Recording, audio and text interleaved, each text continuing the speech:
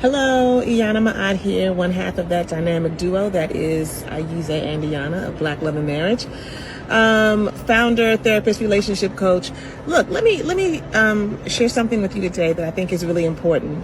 One of the things that people come to us, come into our community they're dealing with is infidelity. And people are at different places and different stages. Excuse that noise, y'all. Really, bro? Really? Hope y'all can hear me still, because I'm gonna keep going. I think I don't know if that's our people or the next door neighbor, but anyway, one of the things that people are dealing with is denial when it comes to infidelity. I don't know if you know, but one of the stages of grief when a loved one passes away or dies or something happens is denial. And for any number of reasons. And it used to be thought that it was like the first stage, and it can be, but it can happen in any order when you're grieving. When infidelity strikes, there's a show enough grief that happens. It is a trauma.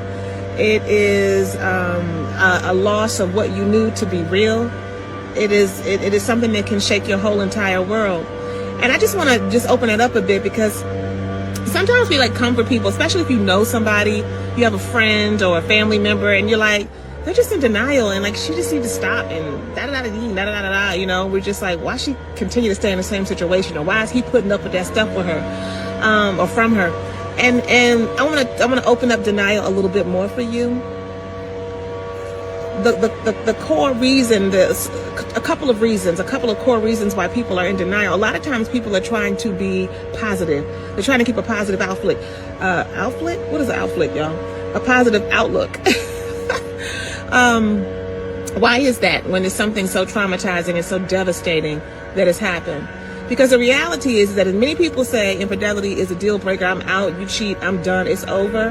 The reality is that many, not a little bit, many people choose to stay in their marriage and to move forward and to work through it.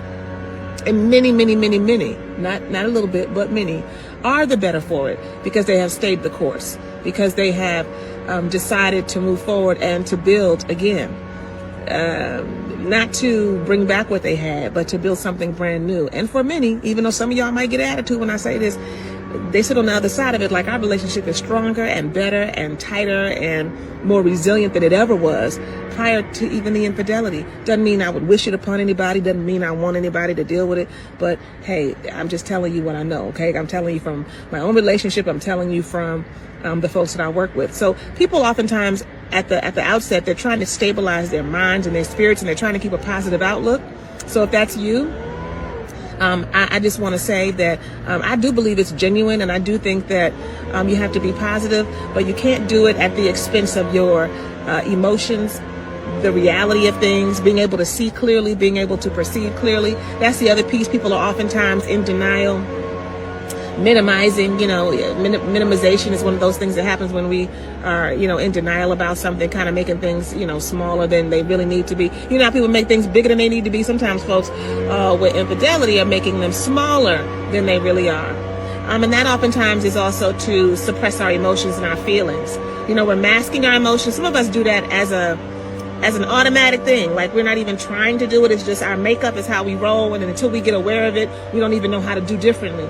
But we are masking our feelings so that we can just stay safe, so that we can feel all right, like we're not about to crumble to pieces. And it's really hard for us to get in touch with, let alone express the pain and the anger we might be experiencing. That's not everybody, but that's another reason why people are presenting sometimes as if though they are in denial. So I share this because I want to just prick your brain today if you find that any of this resonates with you, that if denial is happening for you, don't judge yourself. If you know somebody in a situation, don't judge them. Just be compassionate with yourself.